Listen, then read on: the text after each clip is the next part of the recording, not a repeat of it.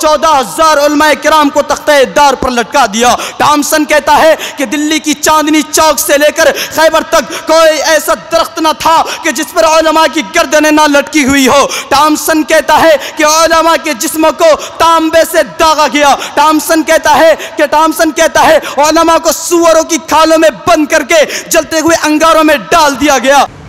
جنگ آزادی کی تاریخ میں علماء کا ایک خاص حصہ ہے، مدارس کا ایک اہم رول ہے۔ اگر علماء اس جنگ آزادی میں شریک نہ ہوتے تو یہ تاریخ کا وہ ایسا نمایاں باب ہے کہ ہمارا یہ ملک بھارت کبھی آزاد نہیں ہوتا۔ چاہے کوئی مانے نہ مانے، مگر حقیقت اور سچائی یہی ہے کہ علماء ہی نے جو قائدانہ کردار ادا کیا ہے، اس بنیاد پر یہ آزادی ہمیں نصیب ہوئی ہے۔ اس اہم عنوان پر تقریر پیش کرنے کے لیے میں درخواست کرتا ہوں دارالعلوم مومن پورہ ناگپور کے ایک طالب علم محمد سراج سے تشریف لائیں اور اس اہم عنوان پر تفصیلی طور پر روشنی ڈالیں۔ السلام علیکم ورحمۃ اللہ وبرکاتہ۔ الحمدللہ نحمدہ ونصلی علی رسولہ الکریم، اما بعد فاعوذ باللہ من الشیطان الرجیم، بسم اللہ الرحمن الرحیم، انما یخشی اللہ من عبادہ العلماء ان اللہ عزیز غفور، صدق اللہ العظیم۔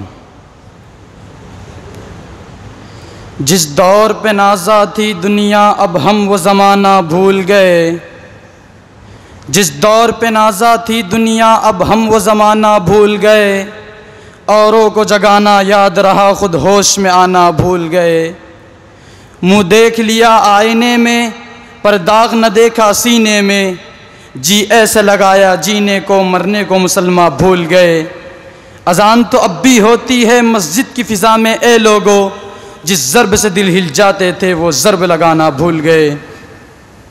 محترم حضرات اور مہمانان عظام، آج میں ان یاران باصفا، شہیدان عشق و وفا، وارثان بلال اور سراخیل آزادی کے تذکرے کی سعادت حاصل کر رہا ہوں، جن کا قلب و جگر اسلام کی عظمت سے معمور تھا، جن کے چہرے پر عزم و استقلال کی کرنیں جلوہ فگن تھی، جن کا دل جذبہ جہاد سے شرسار تھا، جنہوں نے اپنی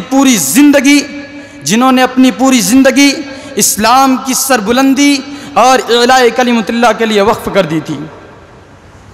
حضرات، اس چمنستان عالم کا پتا پتا اور بوٹا بوٹا اس بات پر شاہد ہے کہ یہ طبقہ ان اصحاب فکر و نظر اور وارثان قلب و جگر کا طبقہ ہے جنہوں نے ملک کے ہر نازک دوڑ میں امت کی رہنمائی اور دستگیری فرمائی ہے۔ یہ طبقہ ان وارثان قلب و جگر کا قافلہ ہے جنہوں نے ہر دور میں باطل کا مقابلہ کیا، جب بھی باطل نے حق کو چیلنج دیا انہوں نے اس چیلنج کو قبول کیا اور سربکف میدان میں آ نکلے اور جم کر پوری بے خوفی کے ساتھ باطل کا مقابلہ کیا۔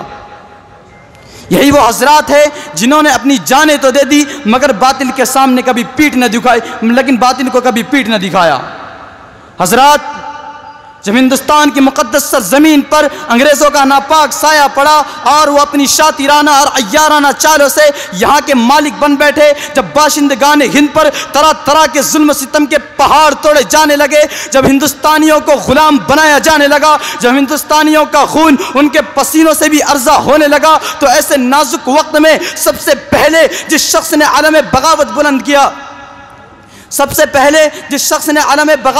کیا وہ محدث کبیر شاہ عبدالعزیز ابن ولی اللہ محدث دہلوی رحمۃ اللہ علیہ ہے۔ یہی وہ مجاہد ہے جنہوں نے وقت میں سب سے پہلے مسلمانوں کے نسب العین کا اعلان فرما دیا تھا۔ شاہ عبدالعزیز کا فتویٰ کیا تھا؟ ایک برق بے اما تھا جو دشمنوں کے نقل تمنا پہ گر پڑی۔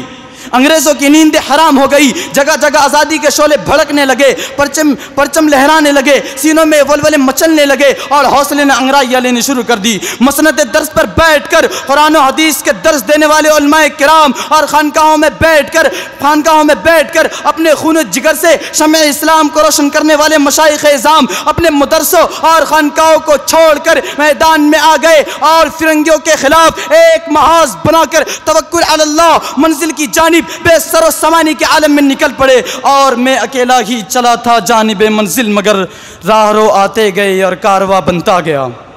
حضرات، ہندوستان کی جنگ آزادی میں اگر علماء کرام حصہ نہ لیتے تو یہ ہندوستان کبھی بھی آزاد نہ ہوتا، کبھی بھی آزاد نہ ہوتا، کبھی بھی آزاد نہ ہوتا، کبھی بھی آزاد نہ ہوتا۔ اگر یہ سرخیلے آزادی نہ ہوتے تو تحریک نہ چلتی، تحریک بالا کوٹ نہ چلتی، تحریک ریشمی رومال نہ چلتی، تحریک خلافت نہ چلتی، ہندوستان چھوڑو تحریک نہ چلتی، تحریک نہ چلتی، تحریک نہ چلتی، تحریک نہ چلتی۔ الغرض علماء کرام ہی نے اپنے خونی جگر سے علوث آزادی کی حنا بندی کی ہے اور شجر آزادی کو سینچا ہے اور پروان چڑھایا ہے۔ حضرات، ہندوستان میں سب سے زیادہ بیدار مسلمان ہیں اور جنگ آزادی صرف مسلمانوں نے لڑی ہے۔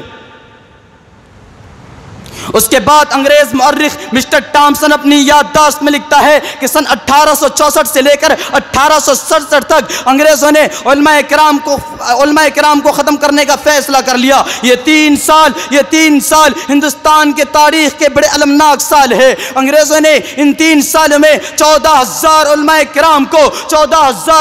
کرام کو تختہ دار پر لٹکا دیا۔ ٹامسن کہتا ہے کہ دلی کی چاندنی چوک سے لے کر خیبر تک کوئی ایسا درخت نہ تھا کہ جس پر علماء کی گردنیں نہ لٹکی ہوئی ہو۔ ٹامسن کہتا ہے کہ علماء کے جسموں کو تانبے سے داغا گیا۔ ٹامسن کہتا ہے علماء کو سوروں کی کھالوں میں بند کر کے جلتے ہوئے انگاروں میں ڈال دیا گیا۔ ٹامسن کہتا ہے کہ علماء کو ہاتھیوں پہ کھڑا کر کے درختوں سے باندھ دیا جاتا اور نیچے سے ہاتھیوں کو چلا دیا جاتا۔ ٹامسن لاہور کی شاہی مسجد جس کے صحن میں انگریزوں نے پھانسی کا فندہ بنایا تھا، اس میں ایک دن میں 80 علماء کو پھانسی پر چڑھا دیا جاتا۔ ٹامسن کہتا ہے لاہور کی دریائے راوی میں 80 علماء کو بوریوں میں بند کر کے ڈال دیا جاتا اور اوپر سے گولیوں کا نشانہ بنا دیا جاتا۔ ٹامسن کہتا ہے جب میں اپنے خیمہ میں گیا تو مجھے مردار کی بدبو محسوس ہوئی۔ میں خیمے کے پیچھے چلا گیا تو کیا دیکھتا ہوں کہ آگ کے انگارے دہک رہے ہیں اور 40 علماء کو بلایا گیا، ان کے کپڑے اتار دیے گئے اور آگ میں ڈال دیا گیا۔ میرے دیکھتے ہی 40 اور علماء کو بلایا گیا، میرے سامنے ان کے کپڑے اتار دیے